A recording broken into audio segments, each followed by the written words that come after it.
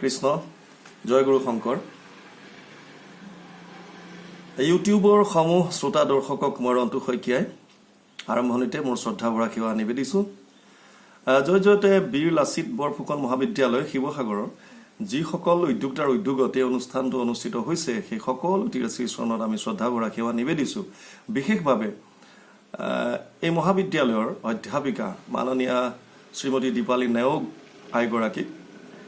মই মোৰ বহুত বহুত ধন্যবাদ জনাইছোঁ যে তেওঁ আমাক এটা বিশেষ বিষয়ৰ ওপৰত কিছু বক্তব্য ৰখাৰ সুবিধা কৰি দিছে আৰু আজি আমাক যিটো বিষয় আগবঢ়াই দিছে সেইটো হৈছে যুৱ সমাজত আধ্যাত্মিক জ্ঞানৰ প্ৰয়োজনীয়তা এই যুৱ সমাজত আধ্যাত্মিক জ্ঞানৰ প্ৰয়োজনীয়তাৰ বিষয়ে ক'বৰ আগতে আমি এটা ভাবিছোঁ যে এই পাৰ্টটো আমি দুটা কৰি লওঁ এটা হৈছে যুৱ সমাজ আমি বুজি লওঁ যুৱ সমাজ কোনখিনি আহিব আৰু তাৰ পাছত আহিব আধ্যাত্মিক জ্ঞান কি আৰু তাৰ পাছত আমি ৰিলেটেড কৰিম যে আধ্যাত্মিক জ্ঞানৰ কি প্ৰয়োজন আছে যুৱ সমাজ বুলি কোৱাৰ লগে লগে আমি এটা কথা চিয়ৰ হৈছোঁ যে এইটো মানুহৰ জীৱনৰ কথাই কৈছে মনুষ্য জীৱনৰ কথা যেতিয়া আহিছে প্ৰথমতে মনুষ্য জীৱনৰ এটা কথা আমি গম পাইলোঁ যে আমাৰ জন্ম হোৱাৰ পৰা মৃত্যুলৈকে কেইটামান অৱস্থা আছে যিটো ভাৱ বিকাৰ বুলি কয় 6-fold চেঞ্জেছ বুলি কয় যেনে এইকেইটা আছে অষ্টি জায়তে বৰ্ধতে বিপৰিণামতে অৱক্ষয়তি আৰু বিনশ্যতি ছটা ইয়াৰ ষ্টেজ আছে প্ৰথমতে হৈছে অষ্টি মানে যিটো এক্সিষ্টেঞ্চ আছে মাতৃ গৰ্ভত শিশুৱে স্থিতি লৈছে তাৰপিছত জায়তে জন্ম হ'ল তাৰপিছতে বৰ্ধতে অৰ্থাৎ গ্ৰ'থ হ'ল অলপ যোৱাৰ পাছতে কি হৈছে চেঞ্জেছ আহিছে বিপৰিণামতে তাৰপিছত আহিছে অৱক্ষয়তি ডিকে আৰম্ভ হৈ গৈছে ক্ষয় আৰম্ভ হৈ গৈছে আৰু এটা সময়ত গৈ বিনশ্যতি অৰ্থাৎ ডেথ হৈছে মৃত্যু হৈছে গতিকে এইটো এটা চাৰ্কুলত চলি থাকে ইয়াৰ উপৰিও যিটো এজ গ্ৰুপৰ ওপৰত নিৰ্ভৰ কৰি আমাৰ মানুহৰ যিটো শৰীৰ সেই বস্তু যিটো অৱস্থা শৰীৰৰ যিটো অৱস্থা তাক আকৌ ছটা হিচাপে আমি ক'ব পাৰোঁ ব্ৰডলি তিনিটাটো কিছুমানে ভগায় যিকি নহওক আমি ছটা হিচাপে ধৰি লওঁ যে ভাগ কৰিছে অৱস্থা আছে যেনে শিশু তাৰপিছত কিশোৰ তাৰপিছত বালক তাৰপিছত যুৱক তাৰপিছত প্ৰৌঢ় তাৰপিছত বৃদ্ধ তো জিৰ'ৰ পৰা অৰ্থাৎ জন্মৰ পৰা 3 মাহলৈকেতো নৱজাত শিশু বুলিয়ে কোৱা হয় আৰু তাৰপাছত ধৰি ল'লোঁ 3 বছৰমানলৈকে শিশু থাকিল তাৰপিছত কিশোৰ আৰু বালক এই তিনিওটা আল্টিমেটলি মিলাই এইকেইটা হৈছে 15 বছৰমান বয়সলৈকে তেওঁ বালকৰলৈকে হৈ থাকিলে তাৰপাছতে যুৱক আৰম্ভ হয় আৰু যিটো আমাৰ নেশ্যনেল ইউথ পলিচি 2014 তাত যুৱকৰ যিটো ডেফিনেশ্যন দিছে সেইমতে 15 ইয়াৰ্ছৰ পৰা 29 ইয়াৰ্ছৰ ভিতৰত যিখিনি ল'ৰা ছোৱালী আছে সেইখিনিক যুৱ সমাজৰ ভিতৰত কভাৰ কৰিছে গতিকে এইটো হৈছে এজ গ্ৰুপৰ পৰা অনলি মই এইটো এজ গ্ৰুপৰ পৰা কৈছোঁ কিন্তু আপোনালোকে জানে যে মই SSBত কাম কৰোঁ এজন এছিষ্টেণ্ট কমাণ্ডেণ্ট ইঞ্জিনিয়াৰ হিচাপে গতিকে আমাৰ ইয়াততো 60 বছৰ বয়সত যদিও ৰিটায়াৰ্ড হয় তথাপিও জৱান বুলিয়ে কয় কাৰণ এইটো আপোনাৰ মনৰ চিন্তাৰ কথা যদি এজন এইটো গ্ৰুপৰ মাজৰ 15ৰ পৰা ধৰি লওক আমি 30ৰ তলৰ যিখিনি আছে এই ল'ৰা ছোৱালীখিনি যদি চিন্তাধাৰা একেবাৰে যদি সেমেকা হয় কোনো মনত উৎসাহ উদ্দীপনা নাইকিয়া তেতিয়াহ'লে তেওঁলোক যুৱক হৈও তেওঁলোক বৃদ্ধৰ দৰে আৰু তাৰ বিপৰীতে যদি 70-80 বছৰীয়া কোনোবা এজন সফল যদি ডেকা তেওঁ যদি চিন্তাধাৰা সেইমতে হয় আৰু তেওঁ মনত বহুত উৎসাহ উদ্দীপনা আছে যিকোনো কাম কৰিবৰ কাৰণে বিৰাট ফূৰ্তিত থাকে গতিকে সেইসকল বয়সৰ ফালৰ পৰা তেওঁলোক বৃদ্ধ হ'লেও কিন্তু যুৱকৰ দৰে হৈ থাকিব গতিকে এই কথাটো আমি বুজি ল'লোঁ কিন্তু আজি আমি যিটো আলোচনা কৰিম specially for the groups 15 to 30 years সেইটোৰ ভিতৰৰখিনিয়ে আমি আলোচনা কৰিম কাৰণ ইয়াত মেইনলি গোটেইখিনি ল'ৰা ছোৱালী ছাত্ৰ ছাত্ৰীসকল তেওঁলোক ইয়াৰ ভিতৰত আহি গৈছে যুৱ সমাজ এতিয়া ঘটনা হৈছে যে যুৱ সমাজটো আমি গম পালোঁ দ্বিতীয়তে আহিছে এতিয়া আধ্যাত্মিক জ্ঞান আধ্যাত্মিক বুলি কোৱাৰ লগে লগে এটা বস্তু ইয়াত আছে যে আত্মাৰ অধ্যয়ন যিটো আত্মা মানে আমাৰ বডিটো যিটো দুটা পাৰ্ট আছে এটা হৈছে আমি যিটো দেখা পাইছোঁ এইটো শৰীৰটো আৰু এই শৰীৰৰ ভিতৰত যিটোৱে আমাক শৰীৰটো চৈতন্য কৰি ৰাখিছে এই শৰীৰটোতো মৃত্যুৰ পাছতো আপোনালোকে দেখিছে মৰা শৱবিলাক পৰি থাকে একেই বডিটো আমি দেখা পাওঁ কিন্তু তাত কিবা এটা বস্তু নাথাকে যিটোৰ কাৰণে সি একো লৰচৰ কৰিব নোৱাৰা হয় তাৰ কোনো চেতন শক্তি নথকা হয় গতিকে সেই যিটো শক্তি সেইটোক আত্মা বুলি কোৱা হয় গতিকে আত্মা আৰু যিটো আমাৰ স্থূল বডি এই দুইটা পাৰ্ট মিলি পেলাই আমি মনুষ্য হৈছোঁ এতিয়া এই আত্মাৰ বিষয়ে অৰ্থাৎ মই কোন মই ক'ৰ পৰা আহিলোঁ মোৰ কি কৰা উচিত এই সমস্তখিনি কথা যিটোৰ মাজৰে জনা যিখিনি আছে সেই বস্তুটোক আধ্যাত্মিক জ্ঞান বুলি কোৱা হয়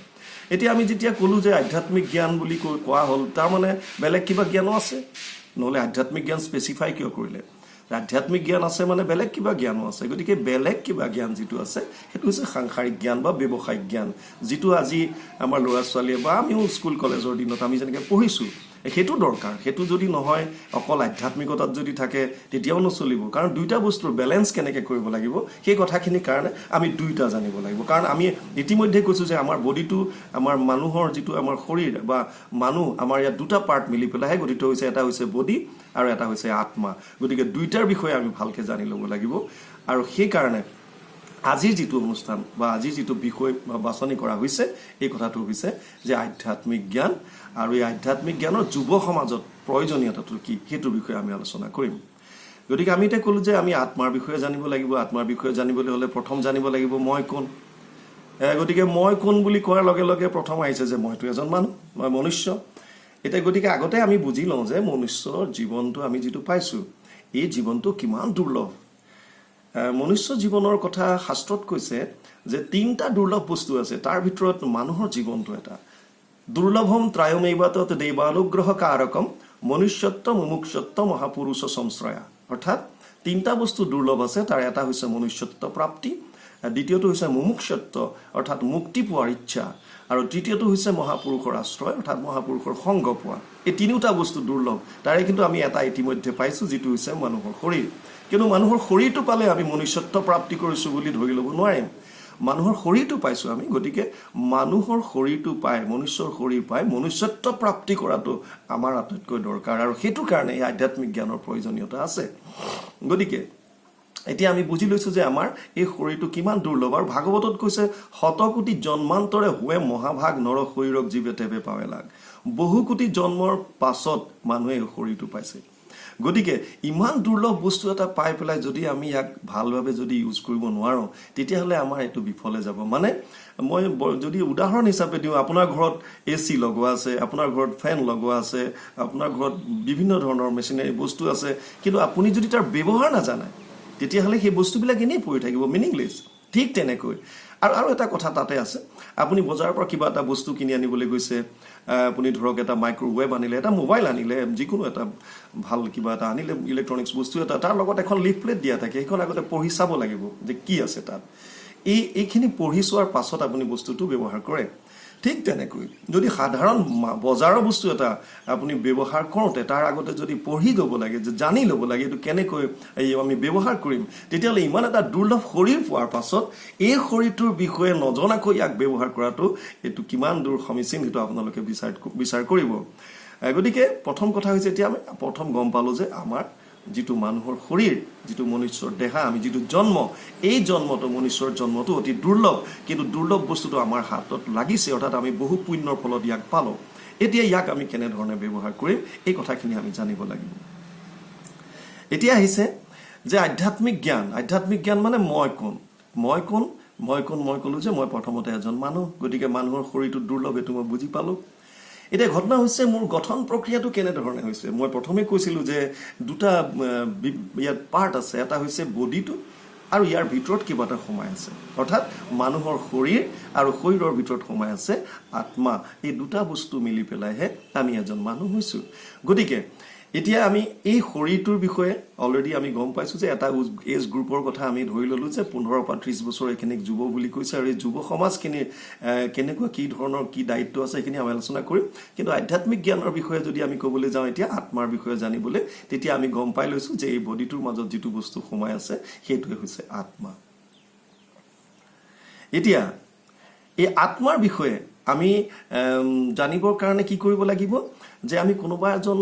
গুৰুৰ ওচৰত যাব লাগিব এইটো আধ্যাত্মিক জ্ঞানৰ কথা জানিবৰ কাৰণে মই আগতে ক'লোঁ যে আধ্যাত্মিক জ্ঞান যদি আছে বেলেগ এটা জ্ঞানো আছে বেলেগ ইটো জ্ঞান হৈছে সাংসাৰিক জ্ঞান সাংসাৰিক জ্ঞানৰ কাৰণে আমি স্কুল কলেজত পঢ়িছোঁ আধ্যাত্মিক জ্ঞানৰ কাৰণেও আমি কোনোবা এজন তেনেকুৱা গুৰুৰ ওচৰলৈ যাব লাগিব কেনেকুৱা গুৰু হ'ব লাগিব তৎ বিধি প্ৰণিপাতেন পৰিপ্ৰশ্নেন সেৱয়া উপদীক্ষন্তি তে জ্ঞানম জ্ঞানীন তত্ত্বদৰ্শিনা তেওঁ যিজনে আধ্যাত্মিকতাটো নিজে উপলব্ধি কৰিব পাৰিছে ঈশ্বৰ তত্ত্বক অনুভৱ কৰিব পাৰিছে এই তেনেকুৱা এজন গুৰুৰ ওচৰত গৈ আপোনালোকে এইখিনি জ্ঞানখিনি ল'ব লাগিব আৰু ইয়াৰ কাৰণে শাস্ত্ৰ অধ্যয়ন কৰিব লাগিব গুৰুৰ সান্নিধ্যত যাব লাগিব প্ৰণিপাত জনাই আৰু সাংসাৰিক জ্ঞান ল'বৰ কাৰণেও এইখিনি বস্তু প্ৰযোজ্য আপুনি কলেজত গৈছে যদি শিক্ষাগুৰুৰ প্ৰতি আপোনাৰ শ্ৰদ্ধা নাই তেওঁলোকৰ প্ৰতি যদি সেৱা ভাৱ নাই নজনা কথাটো যদি ভালদৰে প্ৰশ্ন কৰি বুজি নলয় তেতিয়াহ'লে আপোনালোকে সাংসাৰিক জ্ঞানো ল'ব নোৱাৰিব সাংসাৰিক জ্ঞানখিনিও আমি ল'ব নোৱাৰিম গতিকে এইখিনি হৈছে প্ৰথম কথা এতিয়া যুৱ সমাজৰ কথালৈ যদি আমি আহোঁ যুৱ সমাজটো অৰ্থাৎ যুৱ সমাজ হৈছে এখন দেশৰ ৰাজহাড় অৰ্থাৎ যে বেকবোন অফ এ কাণ্ট্ৰি যিকোনো এখন দেশৰ ৰাজহাড় হৈছে যুৱ সমাজ আৰু আমাৰ ভাৰতৰ ক্ষেত্ৰত বিশেষতে 138 কৰোৰ যদি আমি জনসংখ্যা বুলি লৈ লওঁ তাৰ 37 কৰোৰ হৈছে যে যুৱ সমাজৰ গ্ৰুপটোত অৰ্থাৎ 15 to 30 ভিতৰত যেটো আছে ল'ৰা ছোৱালী সেইখিনি গতিকে আমাৰটো গোটেই ভাৰতখনে এখন ইউথৰ দেশ হিচাপে হৈছে 27% আমি ইউথ আছো গতিকে আমাৰ দেশখনে আমি বহুত কিবা কিবি কৰিব পাৰো এইটো য'ত সকলোৰ এটা উৎসাহ উদ্দীপনা থাকে গতিকে আমি যিকোনো কৰ্ম কৰিবৰ কাৰণে আমি ৰেডি থাকো কিন্তু ৰেডি থাকিলে নহব তাৰ কাৰণে আমি আগতে নিজক প্ৰিপেয়াৰ কৰিব লাগিব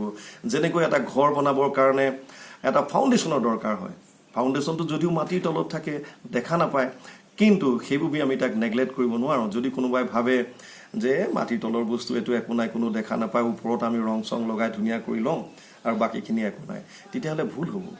গতিকে মাটিৰ তলত থকা বস্তুখিনি হলো কি যিটো ফাউণ্ডেশ্যন এটো নিম যিটো হেতুকে আমি মজবুত কৰিব লাগে আৰু হেতু মজবুত কৰিবৰ কাৰণে এই বয়সটো আমাৰ অতিকৈ গুৰুত্বপূৰ্ণ বয়স এই বয়সখিনিত যদি আমি ভালদৰে নিজক গঢ়ি ল'ব নোৱাৰো তেতিয়াহ'লে আমি ভৱিষ্যত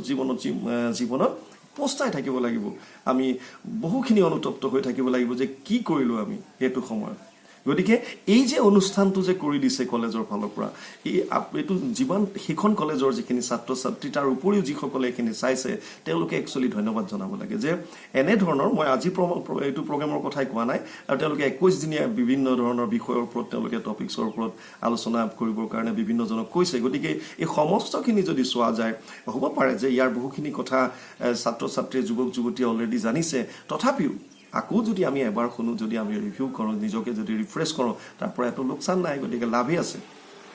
এতিয়া ঘটনা হৈছে যে আমাৰ আধ্যাত্মিক জ্ঞান কিহৰ কাৰণে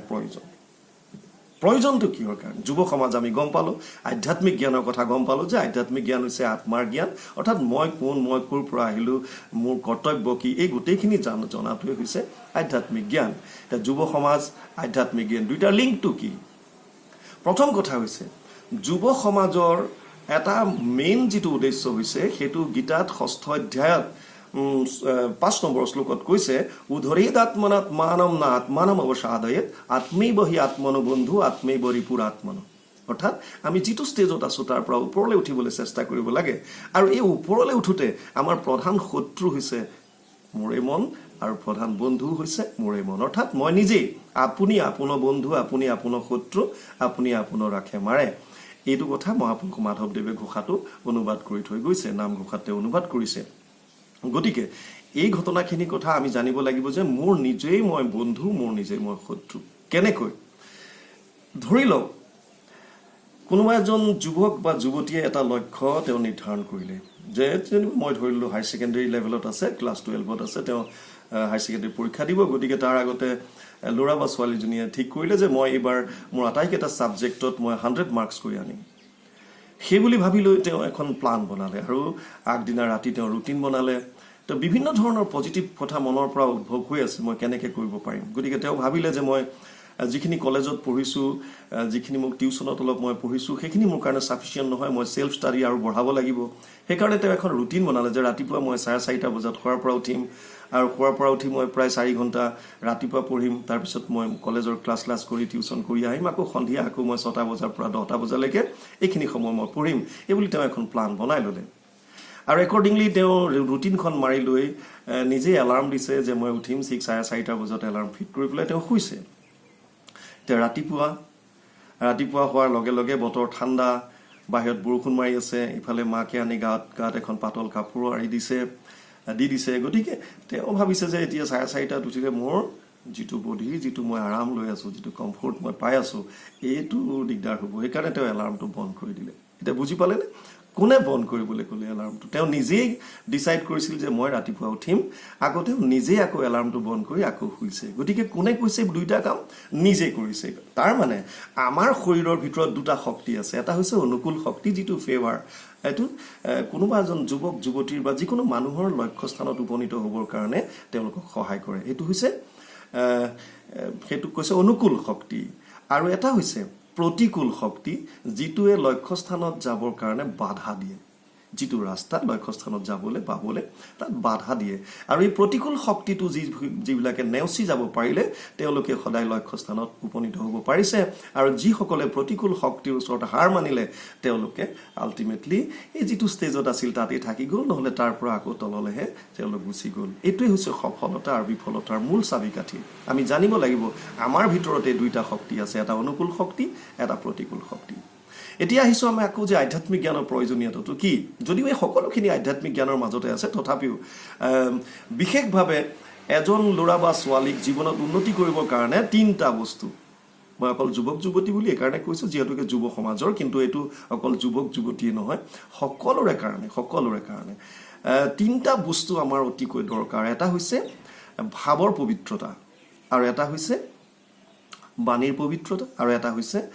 কৰ্মৰ পবিত্ৰতা অৰ্থাৎ purity in thoughts purity in speech and purity in action এই তিনিটা বস্তু আমাৰ অতিকৈ দৰকাৰ আৰু তিনিওটা বস্তু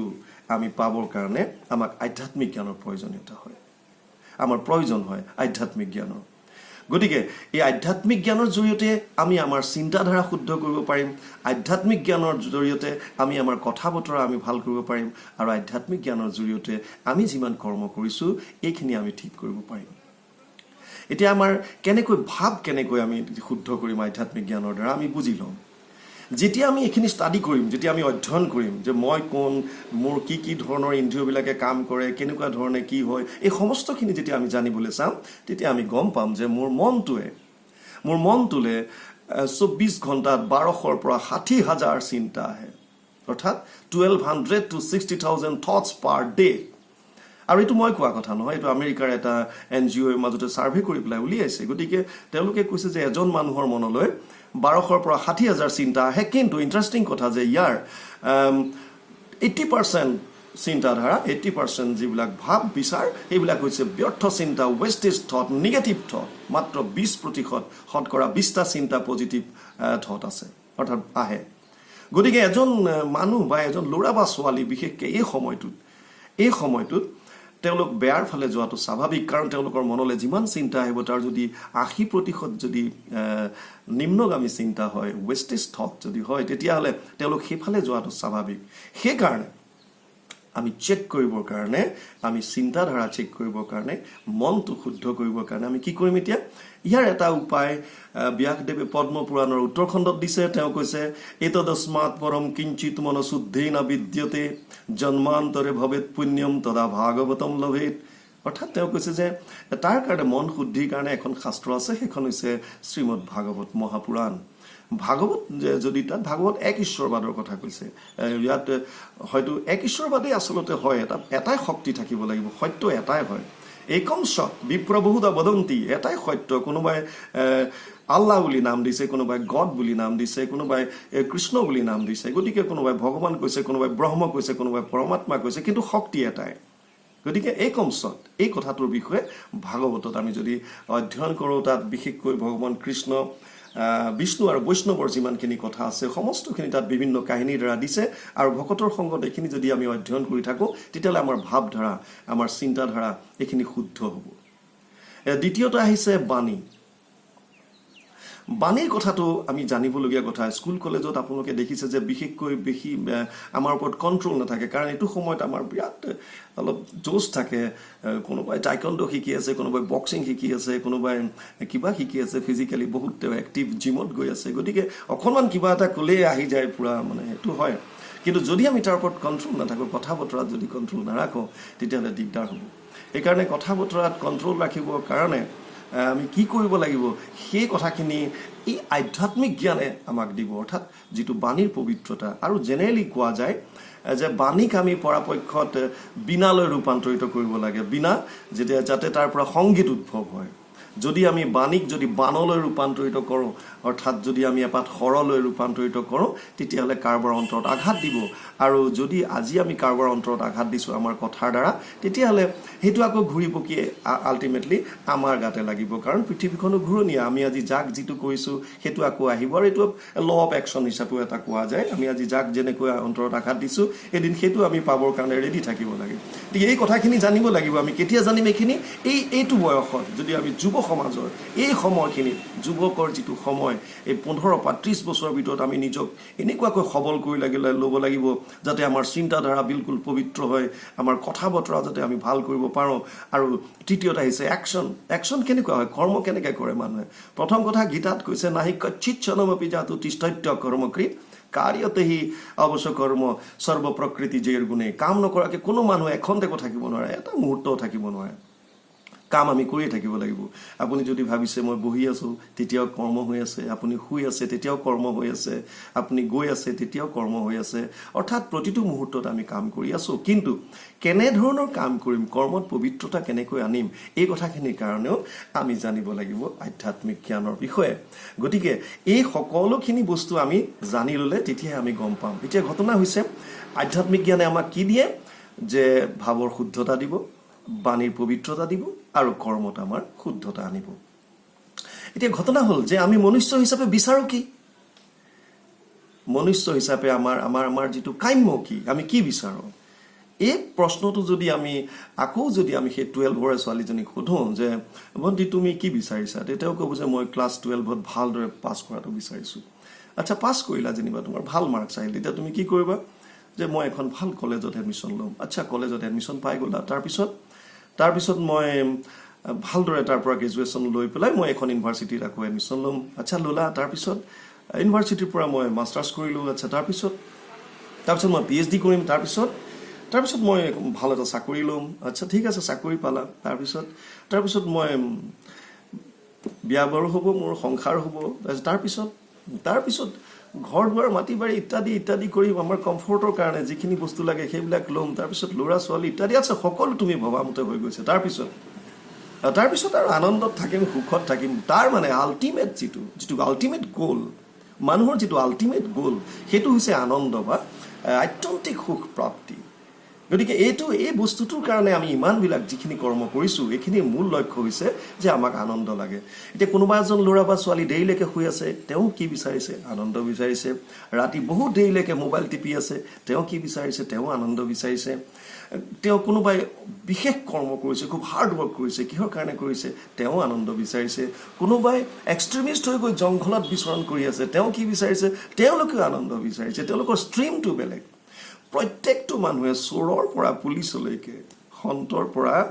পাপীলৈকে সকলোৱে আনন্দ বিচাৰিছে কিন্তু তেওঁলোকৰ ভাৱধাৰাবিলাক বেলেগ গতিকে সেই সকলোৱে যে আনন্দ বিচাৰিছে এতিয়া এই আনন্দটো আমি পাম ক'ত এই বস্তুটো জানিব লাগিব এই বস্তুটো যদি আমি এইটো বয়সত ভালদৰে বুজি লওঁ উপলব্ধি কৰি লওঁ তেতিয়াহ'লে পিছৰ জন্মত আমাৰ কোনোদিন কেতিয়াও কোনো ধৰণৰ তেনেকুৱা খেলি মেলি সৃষ্টি নহ'ব সংঘাত মানুহৰ জীৱনলৈ আহে সংঘাতক সন্মুখ হ'ব পৰা ফেচ কৰিব পৰা এই কেপাচিটিটো আপোনাক আধ্যাত্মিক জ্ঞানে দিব যেতিয়া আপুনি গম পাব যে মোৰতো মৃত্যু নাই মই এজন আত্মা মই এটা আত্মা মোৰ মৃত্যু নাই নৈনম চিন্দন্তি শস্ত্ৰাণি নৈনম দহতি পাৱক নৈনম ক্লেদয়ন্ত পুনা শোষ্যতি মাৰুত গতিকে মোৰ কোনো ধৰণৰ মৃত্যু নাই বুলিব নোৱাৰে পানীয়ে তিয়াব নোৱাৰে গতিকে মোৰতো আত্মা চিৰন্তন সনাতন এই কথাবিলাক যদি আমি বুজি লওঁ তেতিয়াহ'লে যিমান ধৰণৰ যেনেকুৱাই সংঘাত নহওক কিয় আমি তাক ফেচ কৰিবৰ কাৰণে আমি সক্ষম হ'ম গতিকে এই কথাখিনি আমি জানি ল'ব লাগিব এতিয়া ঘটনা হৈছে যে আমাক যিটো আনন্দ লাগে বুলি আমি ভাবিছোঁ আমি অলপ আগতে ক'লোঁ যে আমাৰ জীৱনৰ লক্ষ্য হৈছে আনন্দ এতিয়া আনন্দটো আমি ক'ত পাম এই বস্তুটোৱে হৈছে আচল মই কৈছোঁ যে আমাৰ বডিৰ দুটা পাৰ্ট এটা হৈছে স্থূল শৰীৰ অৰ্থাৎ এইটো যিটো আমি শৰীৰ দেখা পাইছোঁ আৰু এটা হৈছে ইয়াৰ ভিতৰত যিটো সোমাই আছে আত্মা সেইটো গতিকে দুটা পাৰ্টৰ কাৰণে দুই ধৰণৰে সুখ আমাৰ আছে এটা হৈছে শৰীৰটোৰ যিটো ইন্দ্ৰিয়বিলাকৰ সুখ আৰু এটা হৈছে আত্মাৰ সুখ এই ইন্দ্ৰিয়বিলাকৰ যিমান সুখৰ কথা আছে এই সুখবিলাক হৈছে ক্ষণস্থায়ী আজি যিটো বস্তু ভাল লাগিছে আমাৰ সেইটো বস্তু কাইলৈ ভাল নালাগিবই পাৰে স্কুল কলেজত ল'ৰা এটাৰ কোনোবা এজনী ছোৱালী ভাল লাগিল তাৰ পাছত গৈ সেইজনী ছোৱালীকে বিয়া কৰাৰ পিছত দেখিছে 2-3 মাহৰ পিছতে তেওঁলোকৰ মাজত সংঘাত আৰম্ভ হৈছে তাৰপিছত ডাইভৰ্চ হৈছে ইত্যাদি অৰ্থাৎ যিটো ফিজিকেল বডিৰ লগত যিমানবিলাক ইন্দ্ৰিয় সুখৰ কাৰণে আমি যিমানখিনি কৰিছোঁ এইবিলাক চিৰস্থায়ী নহয় তাৰ বিপৰীতে যিটো আত্মাৰ সুখ আত্মাই কি বিচাৰিছে এই কথাখিনি যদি আমি বুজি লওঁ তেতিয়াহ'লে সেইটোৰ ওপৰত যদি আমি সময়টো বঢ়াওঁ যে আত্মাৰ প্ৰকৃত সুখ আত্মাৰ যিটো প্ৰকৃত আনন্দ ক'ত আছে এই বস্তুখিনি যদি আমি গম পাই লওঁ তেতিয়াহ'লে তাৰ কোনোদিন কমি নহয় এই আনন্দ এটাই সাংসাৰিক সুখবিলাক বৃহৎ আকাৰত আৰম্ভ হয় ক্ৰমাগতভাৱে কমি গৈ এদিন নাইকিয়া হয় উদাহৰণস্বৰূপে কোনোবা এজন ল'ৰা এখন বিৰাট বাইক এখন দৰকাৰ হ'ল তেওঁ ভাবি আছে মোক বাইক লাগে আৰু দেউতাক মাকক বিৰাট প্ৰেছাৰাইজ কৰিছে যে লগৰ ল'ৰাৰ চবৰে ভাল ভাল বাইক আছে মোক এখন দিয়া ঠিক আছে এখন দি দিলে 2 লাখ 2.5 লাখ টকা দি পেলাই বাইক এখন লৈ দিলে অলপ দিনৰ পিছত এখন বাইকৰ প্ৰতি তেওঁৰ আকৌ মনটো নাইকিয়া হ'ল আকৌ বেলেগৰ প্ৰতি তেওঁ গুচি গ'ল অৰ্থাৎ গতিকে যিটো বস্তু সাংসাৰিক বস্তু এইবিলাক বস্তু যেতিয়া চিৰস্থায়ী নহয় সদায় সেইটোৰ প্ৰতি আসক্ত মানুহে মানে সুখ তাত সদায় নাপায় তাৰ বিপৰীতে আত্মাৰ কাৰণে যিটো আনন্দ এইটো এটা বীজত উৎপন্ন হয় বীজত আৰু ই ক্ৰমাগতভাৱে বাঢ়ি গৈ থাকে আৰু ইয়াৰ কোনোদিন কমি নাহে কোনোদিন শেষ নহয় এইটো সুখ যিটো সুখ আপোনাৰ আধ্যাত্মিক জ্ঞানৰ দ্বাৰা আপুনি উপলব্ধি কৰিব যিটো আনন্দ আপুনি হৃদয়ত উপলব্ধি কৰিব এইটো কোনো দিন শেষ নহয় ই সদায় থাকিব এই শৰীৰটো ত্যাগ কৰাৰ পাছতো এই আত্মা গৈ বেলেগ শৰীৰত যদি চিধাপি লয় তাতো আপুনি সেইটো সুখ পাব কাৰণ গীতাত কৈছে পাৰ্থ নৈব ইহ না মূত্ৰ বিনাশস্তচ্য বিদ্যতে নাহি কল্যাণকৃত কচিত দুৰ্গতিম তাত গচ্ছতি এই লোকত কি পৰলোকতো এইটো কেতিয়াও নষ্ট নহয় গতিকে এইখিনি বস্তু থাকি যাব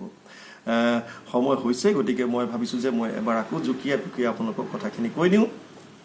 আজি আমাৰ মূল বিষয় আছিল যুৱ সমাজত আধ্যাত্মিক জ্ঞানৰ প্ৰয়োজনীয়তা যুৱ সমাজ বুলি কোৱাৰ লগে লগে আমি গম পালোঁ যে এটা এজ গ্ৰুপ আমি লৈ ল'লোঁ যে 15 পৰা 30 বছৰৰ বয়সৰ ভিতৰত যিখিনি ছাত্ৰ ছাত্ৰী আছে সেইখিনিয়ে আৰু এইটো বস্তু যদি আমি আশ্ৰমলৈ চাওঁ যিটো বৰ্ণাশ্ৰম ধৰ্ম বুলি কয় যিটো শাস্ত্ৰৰ ভাষাত আশ্ৰমলৈ যদি যাওঁ তেতিয়া তেওঁলোকৰ আছিলে যে 25 বছৰলৈকে ব্ৰহ্মচৰ্য বুলি ধৰিছে 25ৰ পৰা 50লৈকে গৃহস্থ ধৰিছে 50ৰ পৰা 75লৈকে বানপ্ৰস্থ ধৰিছে আৰু 75ৰ পৰা 100 বছৰলৈকে সন্ন্যাস ধৰিছে ইয়াতো ব্ৰহ্মচৰ্য 25লৈকে আছিলে যিকিনো এতিয়া আমাৰ কলিযুগত আমাৰ যিটো আছে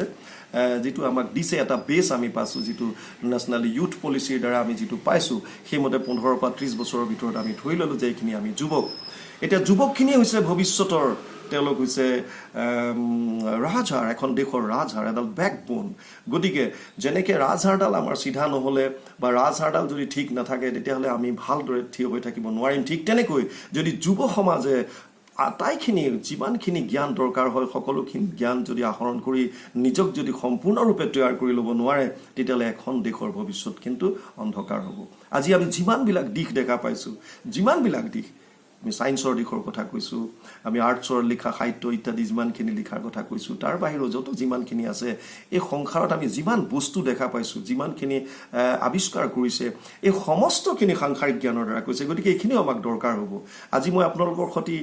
এনেকৈ কথা পাতি আছোঁ ইউটিউবৰ জৰিয়তে এয়াও কোনোবাই উদ্ভাৱন কৰিছে আৱিষ্কাৰ কৰিছে গতিকে তেওঁলোকে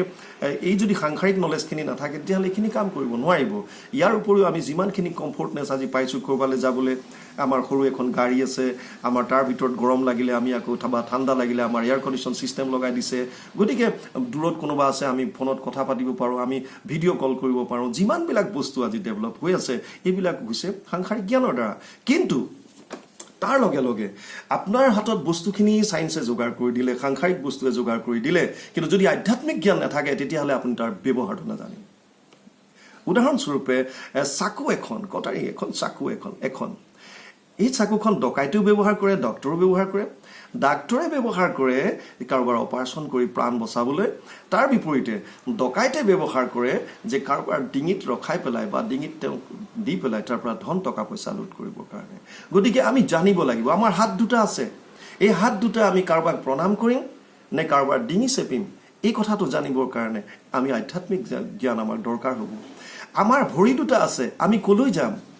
আমি বেশ্যালয়ৰ ফালে যাম নে আমি নামঘৰৰ ফাললৈ যাম গতিকে এই কথাটো আমি জানিব লাগিব আমাৰ মুখখন আছে আমি কাৰোবাক গালি পাৰিম নে কাৰোবাক আশীৰ্বাদ দিম এই কথাটো আমি জানিব লাগিব এই কথাবিলাক জানিবৰ কাৰণে এই যুৱ সমাজত আমি দুইটা জ্ঞান আহৰণ কৰিব লাগিব সাংসাৰিক জ্ঞানৰ কাৰণেতো আমি কৰি আছোঁ যিটো ব্যৱসায়িক জ্ঞানৰ কাৰণে আমি কৰি আছোঁ স্কুলৰ পৰা কলেজৰ পৰা ইউনিভাৰ্চিটিৰ পৰা আমি এইখিনি জ্ঞান পাই আছোঁ কিন্তু তাৰ লগে লগে যদি আমি আধ্যাত্মিক জ্ঞানখিনি নাপাওঁ তেতিয়াহ'লে এই যিখিনি বস্তু আমি পাইছোঁ সেই বস্তুখিনিৰ ব্যৱহাৰটো আমি প্ৰকৃত জেগাত প্ৰকৃত বস্তুৰ ব্যৱহাৰ কৰিব নোৱাৰিম গতিকে আধ্যাত্মিক জ্ঞানৰ আমাৰ দৰকাৰ হ'ল মই আমাক আধা ঘণ্টাৰ কথা কৈছিল গতিকে প্ৰায় 29 মিনিট সময় হৈ গৈছে মই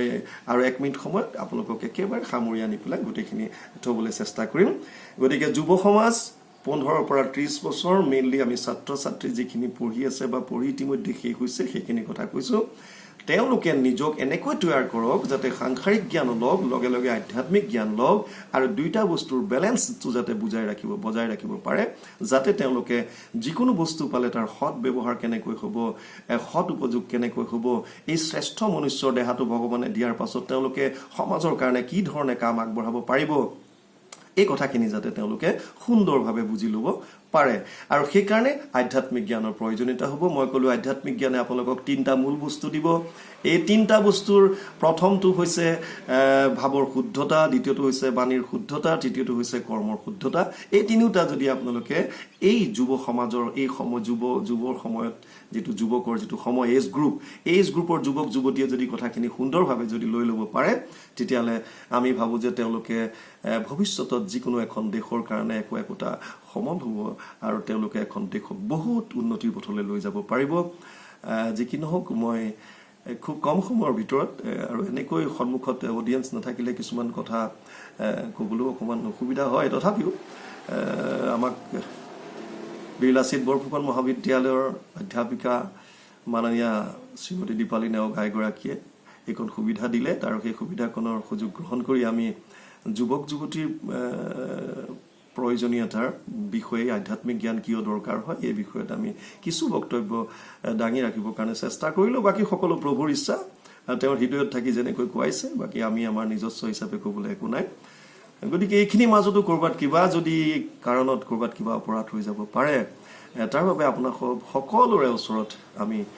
ক্ষমা বিচাৰিছো কৃষ্ণ